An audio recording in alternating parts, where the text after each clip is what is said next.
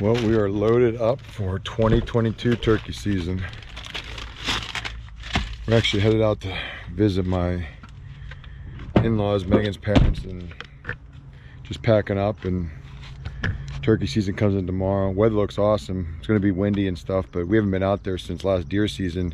This winter was just crazy, and you guys know how busy things get, so we have a lot of work to do out there. We got cameras up we're going to check and kind of get out and see what the birds are doing. There's not a whole lot of turkeys out there, but when you do find them, you can glass them and make some moves on them, so it is fun. So we're excited to get out there and hopefully praying for safe travels and get some minerals out and get some cameras out and kind of start getting some inventory of some deer this summer. But we're gonna enjoy our turkey season. We did a lot of work on the property, a lot of trees planted, a lot of hinge cutting this year, a lot of just kind of getting the bedding ready. So it's been a fun year, and now it's time for some sunshine, and we have not had some for a while. So hopefully we get on some turkeys and make a nice little 3-day weekend out of this. So we'll see you here in a little bit.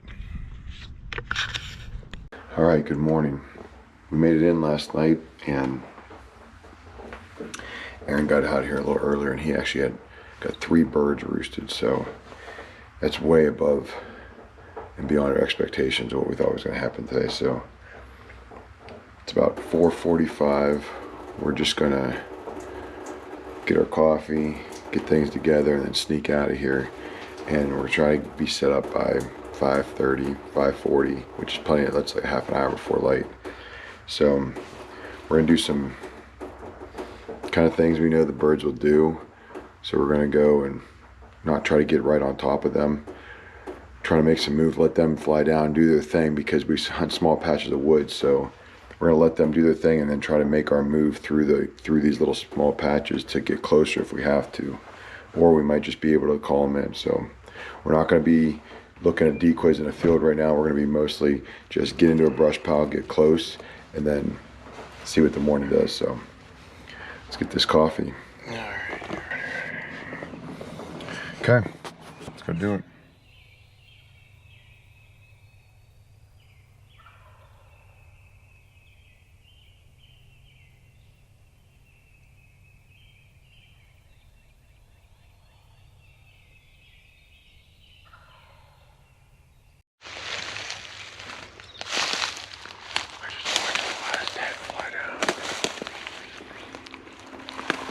So I'm gonna try to get up here as close as I can. They're all in the field out there.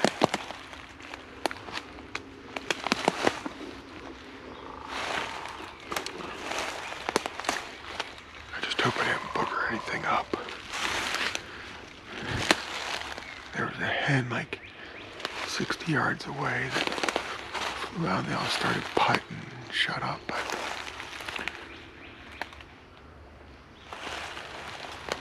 try to get up to this log.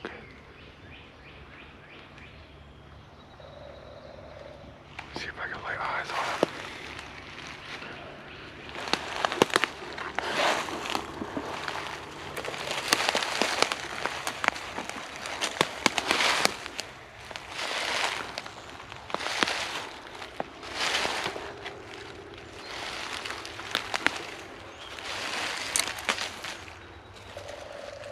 They're right here on the wood edge. I got like 50, 60 yards closer. They're just walking together. I want to see if they work their way up here.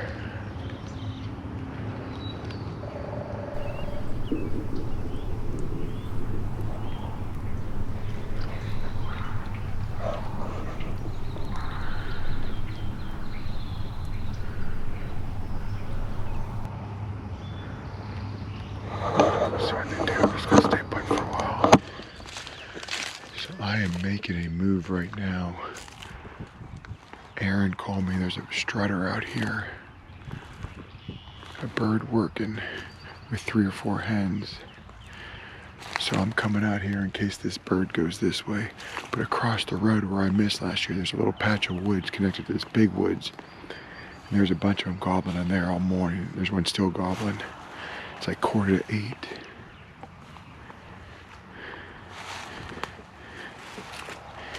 You can see how green this field is back here. And Aaron is right there, set up.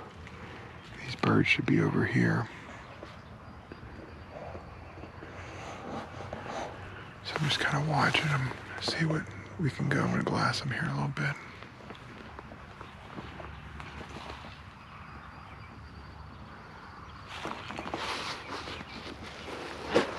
There's some deer.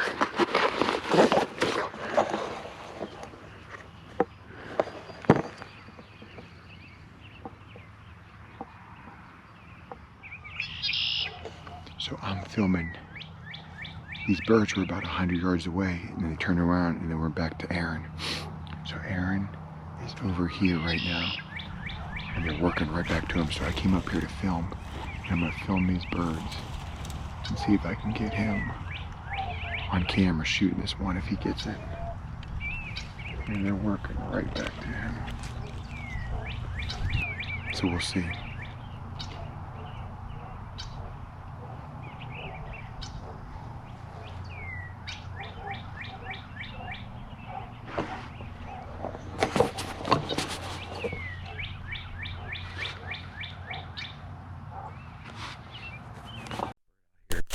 About 4 hens. Brad's on the tree line about 600 yards away. I'm going to try and sneak up to this big brush pile, get up on top of it, because these birds may either go west or they may continue north. Either way, if they go west or north, I have a pretty good shot at them. I'm hoping they feed right into here, into this, up on this flat, or they continue right down the wheat. But I'm going to sneak my way up to the top of this pile and hopefully get a shot at them.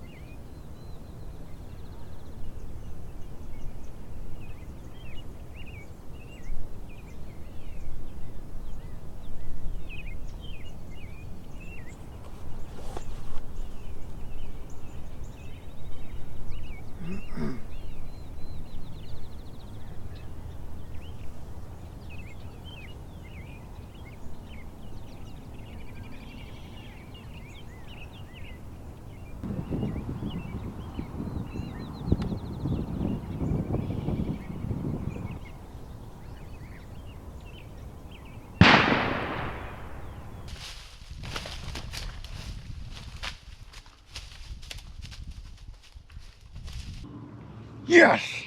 Yes! Aaron just killed him.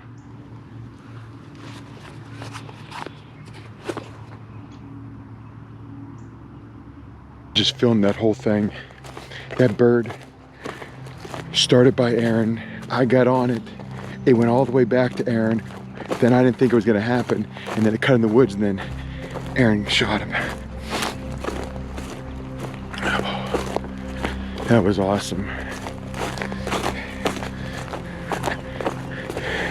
Good job. That was awesome.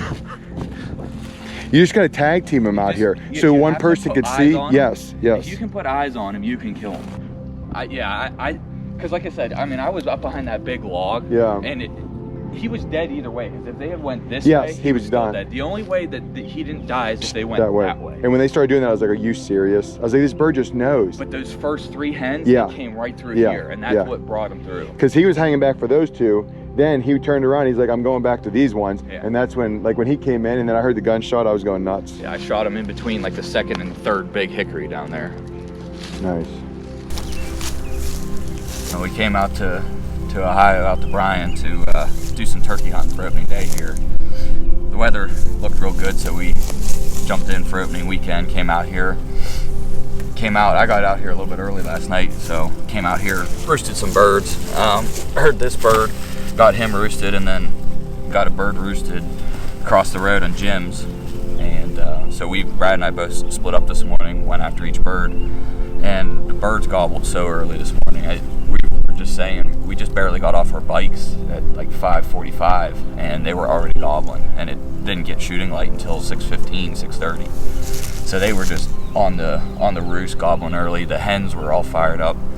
So this bird, he flew down and he had 4 or 5 hens with him, and I was sitting in the patch of woods just watching this big field, and finally watched him walk about 200 yards, so we decided it was time to make some moves.